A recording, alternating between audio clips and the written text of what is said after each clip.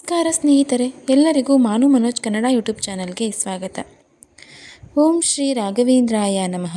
ಶ್ರೀ ರಾಘವೇಂದ್ರ ಸ್ವಾಮಿಗಳು ಮಹಾಮಹಿಮರೆಂಬ ಕೀರ್ತಿ ಎಲ್ಲೆಡೆ ಹರಡಿತ್ತು. ಇದರಿಂದ ಕೆಲವು ಸಂದರ್ಭಗಳಲ್ಲಿ ಅನಿವಾರ್ಯವಾಗಿ ತಮಗೆ ಸಿದ್ಧಿಸಿದ ಮಂತ್ರಶಕ್ತಿ, ಯೋಗ ಶಕ್ತಿಗಳನ್ನು ತೋರಿಸಬೇಕಾಗಿತ್ತು. ಪರಮಾತ್ಮನ ಇರುವಿಕೆ, ಆತನ ಅತ್ಯದ್ಭುತ ಶಕ್ತಿ, ವೇದಗಳ ಮಹತ್ವ, ಯೋಗದ ಹಿರಿಮೆ ಇವನ್ನು ಎತ್ತಿ ತೋರಿಸಿ ಜನರಲ್ಲಿ ಧರ್ಮಜಾಗೃತಿ, ವೈದಿಕ ಮತದಲ್ಲಿ ಗೌರವವನ್ನು ಕಾಪಾಡುವುದಕ್ಕೆ ಮಹಿಮಾ ಪ್ರದರ್ಶನ ಮಾಡಬೇಕಾಗಿ ಬರ್ತಾ ಇತ್ತು. ಅದು ಪರಮಾತ್ಮನು ತಮಗೆ ಕೊಟ್ಟ ತಮ್ಮ ಪಾಲಿನ ಕರ್ತವ್ಯ ಅಂತಾನೆ ರಾಯರು ತಿಳಿದಿದ್ರು. ಹೀಗಿದ್ದಾಗ ಹತ್ತಿರದಲ್ಲೇ ಇದ್ದ ಶಿರಸಂಗಿ ಎಂಬ ಗ್ರಾಮದಿಂದ ಕೆಲವು ಬ್ರಾಹ್ಮಣರು ರಾಯರನ್ನು ನೋಡಲು ಬರ್ತಾರೆ. ಅವ್ರು ಹೇಳ್ತಾರೆ, ಬ್ರಹ್ಮದ್ವೇಷಿಯಾದ ವೀರಶೈವ ಪಂಥವನಾದ ಕಟ್ಟಾಶಿವಾರಾಧಕನಾದ ದೇಸಾಯಿಯು ಬ್ರಾಹ್ಮಣ ದ್ವೇಷಿಯಾಗಿದ್ದಾನೆ. ಮಂತ್ರಗಳೆಲ್ಲ ಸುಳ್ಳು, ಅವೆಲ್ಲ ಜನರನ್ನು ಮೋಸ ಮಾಡಲು ನೀವೇ ಕಲ್ಪಿಸಿ ಬರೆದ ಗ್ರಂಥಗಳು ಎಂದು ನಮಗೆ ಕಿರುಕುಳ ಕೊಡುತ್ತಾ ಅಟ್ಟಹಾಸ ಮಾಡ್ತಾ ಇದ್ದಾನೆ. ಅವನಿಂದ ನಮ್ಮ ವೈದಿಕ ಧರ್ಮದ ಅಳಿವು ನಡೀತಾ ಇದೆ. ಅವನ ಹಿರಿಯರೆಲ್ಲರೂ ಪರಮ ಧಾರ್ಮಿಕರು, ಉದಾರಿಗಳೇ ಆಗಿದ್ರು. ಬ್ರಾಹ್ಮಣರನ್ನು, ವೀರಶೈವರನ್ನು ಸಮಾನ ಗೌರವದಿಂದನೇ ಕಾಣ್ತಾ ಇದ್ರು. ಆದರೆ ಈತ ತನ್ನ ಪೂರ್ವಿಕರ ಹಿರಿಯರ ವಿರುದ್ಧವಾಗಿ ಅವರು ಕೊಟ್ಟಿದ್ದ ಮಾನೆಗಳನ್ನೆಲ್ಲ ಕಸಿದುಕೊಂಡು ಮೆರೆಯುತ್ತಿದ್ದಾನೆ ಎಂದು ತಮ್ಮ ಅಸಹಾಯಕತೆಯನ್ನು, ದುಃಖವನ್ನು ರಾಯರ ಬಳಿ ಹೇಳ್ತಾರೆ. ಆ ಬ್ರಾಹ್ಮಣರ ಗೋಳು ಕೇಳಿ ರಾಘವೇಂದ್ರ ಸ್ವಾಮಿಗಳು ಮನಸ್ಸು ಕರಗುತ್ತೆ. ನಿಮ್ಮ ಕೋರಿಕೆಯನ್ನು ತೀರಿಸಲು ದೇವರು ಸಮರ್ಥ ಇದ್ದಾನೆ, ಚಿಂತಿಸಬೇಡಿ, ದೇಸಾಯಿಗೆ ಬುದ್ಧಿ ಹೇಳೋಣ ಅಂತ ಹೇಳ್ತಾರೆ. ಶ್ರೀಗಳೇ ದೇಸಾಯಿ ಹತ್ತಿರ ಬಂದು ಆತನನ್ನು ನೋಡಿ, ನೀವು ಧಾರ್ಮಿಕರಂತೆ ಕಾಣ್ತಾ ಇದ್ದೀರಾ, ನಿಮ್ಮನ್ನು ಆಶ್ರಯಿಸಿರುವ ಇವರಿಗೇಕೆ ತೊಂದರೆ ಕೊಡ್ತಾ ಇದ್ದೀರಾ? ವೇದ ಶಾಸ್ತ್ರಗಳು ಯಾವಾಗಲೂ ಸತ್ಯವೇ, ನಿಮ್ಮನ್ನು ನಂಬಿಸಲು ಈಗ ನಾನೇನು ಮಾಡಬೇಕು ಹೇಳಿ ಅಂತ ಕೇಳ್ತಾರೆ.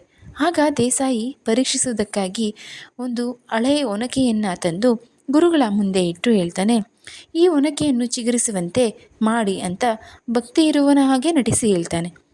ವೇದಗಳ ಶಕ್ತಿಯನ್ನು ಇವನಿಗೆ ತೋರಿಸಬೇಕೆಂದು ಮನಸ್ಸು ಮಾಡಿದ ನಮ್ಮ ರಾಯರು ಮಂತ್ರಪೂತ ಜಲವನ್ನು ಒಣ ಒನಕೆಯಮ್ಮಿಗೆ 3 ದಿವಸ ಧಾರೆ ಎರೆದು ಅದು ಮೊಳಕೆಯೊಡೆದು ಚಿಗುರಿತು.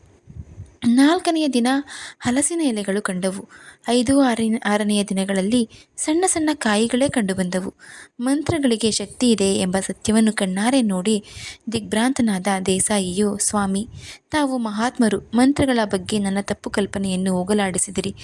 ನಿಮ್ಮನ್ನು ಅಹಂಕಾರದಿಂದ ಪರೀಕ್ಷಿಸಿದ ಮಂದಭಾಗ್ಯನಾದ ನನ್ನನ್ನು ಕರುಣೆಯಿಟ್ಟು ಮನ್ನಿಸಿ ಎಂದು ಸಾಷ್ಟಾಂಗ ನಮಸ್ಕಾರ ಮಾಡ್ತಾನೆ. ಆಗ ಶ್ರೀಗಳು ನಕ್ಕು, ದೇಸಾಯಿಗಳೇ, ನಮ್ಮನ್ನೂ ಪರೀಕ್ಷಿಸದಂತೆ ಎಲ್ಲರನ್ನೂ ಪರೀಕ್ಷಿಸಬೇಡಿ. ಎಲ್ಲರೂ ಮಂತ್ರಸಿದ್ಧರಾಗಲು ಸಾಧ್ಯವಿಲ್ಲ. ಇನ್ನೊಬ್ಬರಿಂದ ಈ ಕಾರ್ಯವಾಗಲಿಲ್ಲವೆಂದು ದೇವರು, ಧರ್ಮ ಸುಳ್ಳೆಂದು ಹೇಳುವುದು ಸರಿಯಲ್ಲ. ನೀವು ಪರೀಕ್ಷಿಸಿದ್ದಕ್ಕಾಗಿ ನಮಗೆ ಕೋಪವಿಲ್ಲ. ನಿಮ್ಮಂತಹವರಿಂದಲೇ ದೇವರಿದ್ದಾನೆ. ವೇದಶಾಸ್ತ್ರಾದಿಗಳು ಸತ್ಯವೆಂಬ ನಿಜವು ಎಲ್ಲರಿಗೂ ಮನದಟ್ಟಾಯಿತು. ಹೀಗೆ ಆಗಬೇಕೆಂಬುದು ಶ್ರೀಹರಿಯ ಸಂಕಲ್ಪ, ಅದರಂತೆ ನಡೆದಿದೆ ಎಂದು ರಾಯರು ಉಪದೇಶ ಮಾಡಿದರು. ಹೀಗೆ ತನ್ನ ತಪ್ಪನ್ನು ಅರಿತ ದೇಸಾಯಿಯ ಜ್ಞಾನ ಬಂತು. ಆತನು ಬ್ರಾಹ್ಮಣರಿಗೆ ಮಾಡಿದ ದ್ರೋಹವನ್ನು ನೆನೆದು ಪಶ್ಚಾತ್ತಾಪಪಟ್ಟನು ಮತ್ತು ಅವರಲ್ಲಿದ್ದ ದ್ವೇಷ ಭಾವವನ್ನು ಬಿಟ್ಟು, ಸ್ವಾಮಿ, ನಿಮ್ಮಂತಹ ಜ್ಞಾನಿಗಳಿರುವುದರಿಂದಲೇ ದೇಶದಲ್ಲಿ ಮಳೆ ಬೆಳೆಗಳಾಗ್ತಾ ಇವೆ. ಇನ್ನು ಮುಂದೆ ಯಾರಿಗೂ ತೊಂದರೆ ಕೊಡೋಲ್ಲ, ನಿಮ್ಮ ಉಪದೇಶದಂತೆ ನಡೀತೇನೆ ಅಂತ ಗುರುಗಳಿಗೆ ಸಾಷ್ಟಾಂಗ ನಮಸ್ಕಾರ ಮಾಡಿ ಶರಣಾಗ್ತಾನೆ. ಅಲ್ಲಿಯೇ ಇದ್ದ ತಮ್ಮೂರಿನ ಬ್ರಾಹ್ಮಣರನ್ನು ಕರೆದು ಅವರಿಂದ ಕಸಿದುಕೊಂಡಿದ್ದನ್ನೆಲ್ಲ ತಿರುಗಿಸಿ ಕೊಡ್ತಾನೆ. ಪುನಃ ಕೆಲವು ಭೂಮಿ ಮಾನೆಗಳನ್ನು ಕೊಟ್ಟು ಅವರಿಂದ ಆಶೀರ್ವಾದವನ್ನು ಪಡಿತಾನೆ.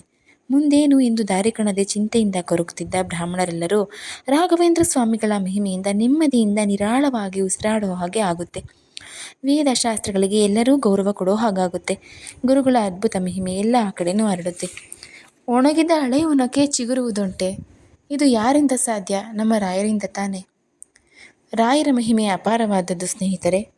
ಹೀಗೆ ಇರಬೇಕಾದ್ರೆ ಅನಂತರ ರಾಘವೇಂದ್ರ ಸ್ವಾಮಿಗಳು ರಾಯಚೂರು ಜಿಲ್ಲೆಯ ಮಾನ್ವಿಗೆ ಸಂಚಾರಕ್ಕಾಗಿ ಬಂದು ಶ್ರೀ ಪ್ರಾಣದೇವರ ಸನ್ನಿಧಿಯಲ್ಲಿ ಚಾತುರ್ಮಾಸ ದೀಕ್ಷೆ ಸ್ವೀಕರಿಸಿ 4 ತಿಂಗಳು ಇರೋಕೆ ನಿಶ್ಚಯ ಮಾಡ್ತಾರೆ.